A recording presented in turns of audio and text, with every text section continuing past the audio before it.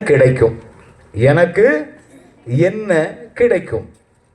நிறைய பேர் நிறைய வகையான எதிர்பார்ப்புகளோடு நிறைய காரியங்களை நம்ம செய்வதுண்டு. இப்போ நம்ம ஒரு கல்லூரியில் ஒரு குரூப் எடுத்து பாடம் படித்தால் இந்த குரூப்புக்கு என்ன வேலை கிடைக்கும், என்ன வகையான எதிர்காலம் கிடைக்கும் அப்படின்லாம் நினச்சி எந்த காலேஜில் போய் சேர்ந்தால் அங்கே கேம்பஸ் இன்டர்வியூ உண்டு, எந்த காலேஜில் நமக்கு ஃபியூச்சர் இருக்குது. போன வாரம் ஒரு குடும்பத்தில் பேசிக்கிட்டு இருந்தேன். கிட்டத்தட்ட கட் ஆஃபு 78 80 வைத்திருக்கான் அந்த பையன். கோயம்புத்தூரில் ஒரு காலேஜில் பிஇ சேர்ந்துருக்கிறான். பிஇ சேர்வதற்கு 18 லட்சம் ரூபா கொடுத்துருக்கான். எவ்வளோ கொடுத்துருக்குறான்? 18 லட்சம் பிஇக்கு. என் பிள்ளைகளுக்கெல்லாம் மொத்தமே 4 வருஷம் படித்து முடிக்கிறதுக்கு வெறும் 4 லட்சம் தான் ஆயிருக்கும். 18 லட்சம் இடம் கிடைப்பதற்கு. ஒருவேளை அவன் கவர்மெண்ட் மூலமாக அந்த கோட்டாவில் வரணும்னா சில காலேஜ் கிடைக்கும். ஆனால் அவனுக்கு என்ன ஆசை, நான் படித்தா இந்த காலேஜில் தான் படிப்பேன் அப்படின்னு சொல்லி அங்கே படித்தாச்சுன்னா நல்லது. ஒரு அருமையான பிஎஸ்ஜின்னு சொல்லி கோயம்புத்தூரில் ஒரு ஃபேமஸ் காலேஜ், நம்பர் 1 காலேஜ். இதெல்லாம் எதற்காகனா, இதில் படித்தா நமக்கு ஃப்யூச்சர் இப்படி இருக்கும், எதிர்காலம் இப்படி இருக்கும் அப்படின்லாம் நினச்சி நம்ம சேர்வது உண்டு. இன்றைக்கும் ஆண்டவரை பின்பற்றி கொண்டிருக்கிறோம், ஆண்டவரை நம்பி கொண்டிருக்கிறோம், ஆண்டவராகிய இயேசு கிறிஸ்துவை விசுவாசித்து கொண்டிருக்கிறோம். இன்றைக்கி பகல் முழுவதும் ஆண்டவருடைய பாதப்படியில் நம்ம நேரத்தை செலவழித்திருக்கிறோம். பெரும்பாலும் நமக்குள் வரக்கூடிய கேள்வி, எனக்கு என்ன கிடைக்கும்? ஒரு வசனத்தை நான் உங்களுக்கு சுட்டி காட்டுகிறேன் பாருங்கள். மத்தேயு எழுதின சுவிசேஷம் 19வது அதிகாரம் 27ஆம் வசனம் இவ்விதமாக சொல்கிறது. மத்தேயு 19:27. அப்பொழுது பேதுரு அவரை நோக்கி, இதோ நாங்கள் எல்லாவற்றையும் விட்டு உம்மை பின்பற்றினோமே, எங்களுக்கு என்ன கிடைக்கும்? இது சொன்னது யாரு? பேதுரு சொல்லுகிறார். எந்த சூழ்நிலையில் அதை சொல்லுகிறார் அப்படின்னா, ஒரு வாலிபன் ஒருவன் ஆண்டவராகிய இயேசு கிறிஸ்துவனிடத்திலே நான் நித்திய ஜீவனை சுதந்தரிப்பதற்கு என்ன செய்யணும் அப்படின்னு ஒரு கேள்வி கேட்கிறார். இப்போ இயேசு கிறிஸ்துவுக்கும் அவருக்கும் ஒரு கான்வர்சேஷன் ஓடிக்கிட்டு இருக்குது. கடைசியில் இயேசு கிறிஸ்து சொல்லாரு, நீ எல்லாத்தையும் விற்று தரித்திரருக்கு கொடு. இதெல்லாம் பக்கத்தில் நின்று கவனிச்சுக்கிட்டு இருக்குது யாரு? சீசர்கள் கவனிச்சுக்கிட்டு இருக்கிறாங்க. ஏன்னா அந்த வாலிபன் இள வயது முதலே கற்பனைகளை எல்லாம் கை கொண்டு வருகிறவன், அறிந்திருக்கிறவன் மாத்திரமல்ல கை கொண்டு வருகிறவன். தனக்கு எப்படியும் நித்திய ஜீவன் உண்டுன்னு அவர் சொல்லுவாருன்னு எதிர்பார்த்தான். ஆண்டவரோ உன்னிடத்தில் ஒரு குறை இருக்கப்பான்னு சொல்லி சில காரியத்தை சொன்னார். இதையெல்லாம் அருகில் நின்று கவனித்து கொண்டிருந்த சீசன் ஆகிய பேதுரு சொல்கிறாரு, ஆண்டவரே நாங்கள் எல்லாத்தையும் விட்டுட்டு வந்துட்டோம்ல, வேலையை விட்டுட்டு வந்துட்டோம், தொழிலை விட்டுட்டு வந்துட்டோம், குடும்பத்தை விட்டுட்டு வந்துட்டோம், இப்போ எங்களுக்கு என்ன கிடைக்கும்? சரியான நேரத்திலே சரியான நபரிடத்திலே அந்த பேதுரு கேட்ட கேள்வி.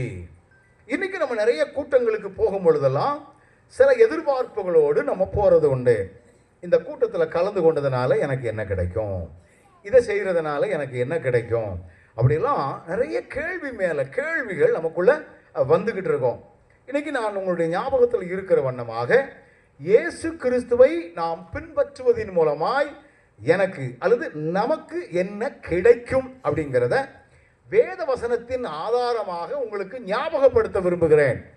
எத்தனை ஆண்டுகளாக நம்ம கிறிஸ்தவர்களாக இருக்கிறோம் என்பது முக்கியமல்ல, ஆண்டவர் நமக்காக பெற்று கொடுத்திருக்கிற இந்த காரியங்களை எல்லாம் அனுபவித்து கொண்டிருக்கிறேனா?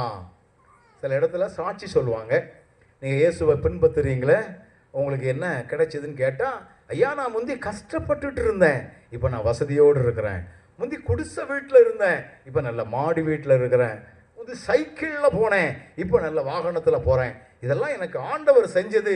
இப்படியெல்லாம் நம்ம என்ன செய்வோம், சொல்லுவோம். இவைகளை மற்ற தெய்வங்களும் செய்யும். அது தெரிஞ்சு விடுமா உங்களுக்கு? இயேசு கிறிஸ்துவை உலகம் முழுவதும் சுற்றி பார்த்து, நீ என்னை வணங்கினால் இதெல்லாம் உனக்கு என்ன செய்வேன், தருவேன். மற்ற தெய்வங்களால் தர முடியாத சில காரியம் நம்முடைய இயேசு கிறிஸ்துவினிடத்தில் உண்டு. நாம் ஆராதிக்கிற நம்முடைய இயேசு கிறிஸ்துவினிடத்தில் வேறு எவராலும் தர முடியாத, பெற்றுக்கொள்ள முடியாத சில காரியத்தை ஆண்டவர் நமக்கு பெற்றுக் கொடுத்திருக்கிறார். எனவேதான் அந்த இயேசு கிறிஸ்துவினிடத்திலே எனக்கு என்ன கிடைக்கும் என்கிற எதிர்பார்ப்புகள். எம்எல்ஏவாக நின்று ஜெயித்து வெற்றி பெற்றவர்கள் தங்களுடைய அந்த பதவியை ராஜினாமா பண்ணி இன்னொரு கட்சியிலே சேர்வார்கள் என்றால் அவர்களிடத்தில் ஏதோ ஒரு எதிர்பார்ப்பு என்ன செய்கிறது இருக்கிறது. அது என்ன எதிர்பார்ப்பு? ஒருவேளை இதற்கு முன்னால இருக்கும் பொழுது தங்க மேல கேஸ் வந்துடக்கூடாதோ, எதுவும் வந்துடக்கூடாதோ, எந்த பாதிப்பு வந்துடக்கூடாதோ என்பதற்காக கூட ஒரு காரணமாக இருக்கலாம். அல்லது இனிமே இந்த ஆட்சி தான், இதை விட்ட வேற வழி.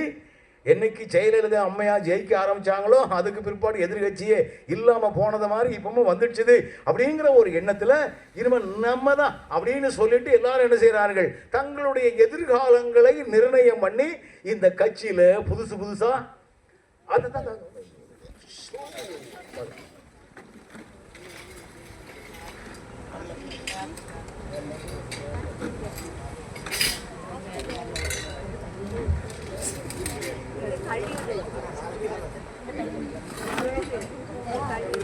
அந்த லைட்டை விட நம்ம ஆஃப் பண்ணிக்கலாம்னு நினைக்கிறேன்னு.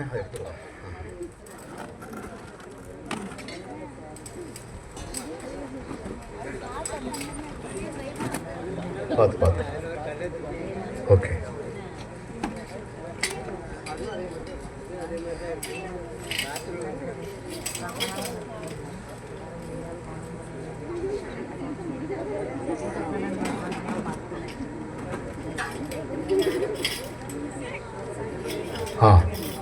சரியான நேரத்தில் அதை பிடிச்சிக்கிட்டோம். எந்த வகையான இடர்பாடும் இல்லாமல் ஆண்டவர் கிருபையாக காத்தார். அப்போ ஏதோ ஒரு எதிர்பார்ப்புகளோடு நாம் இந்த கட்சியிலே சேரக்கூடிய மக்கள் நிறைய பேர் என்ன செய்கிறார்கள். 2 நாளைக்கு முன்னால் ஒருத்தர் பேசிக்கிட்டு இருந்தேன், எனக்கெல்லாம் தெரியாமல் போச்சு, நான் கூட நின்றுருக்கலாமே, எப்படி நான் கூட நின்றுருக்கலாமே, நின்று இருந்தால் இப்போ நான் வந்து ஒரு எம்எல்ஏ ஆகியிருப்பேன். எம்எல்ஏ ஆகியிருந்தால் இப்போ கார்லாம் என்ன செய்கிறாங்க கொடுக்குறாங்க. கார் மாத்திரமல்ல, காருக்கு பெட்ரோலும் கொடுக்குறாங்க, நமக்கு வேலை செய்கிறதுக்கு ஆளும் கொடுக்குறாங்க.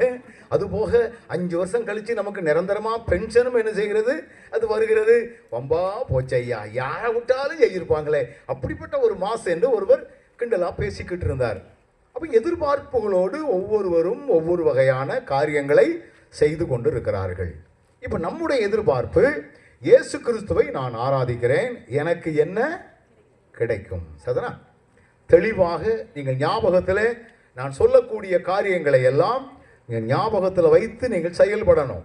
ஐயா நான் கிறிஸ்தவனாக இருக்கிறேன் அப்படிங்கிறது இல்லை, இயேசு கிறிஸ்துவினால் எனக்கு கிடைக்கக்கூடிய முக்கியமான பலன்கள், ரியல் பிளஸிங்ஸ், உண்மையான ஆசீர்வாதங்கள்.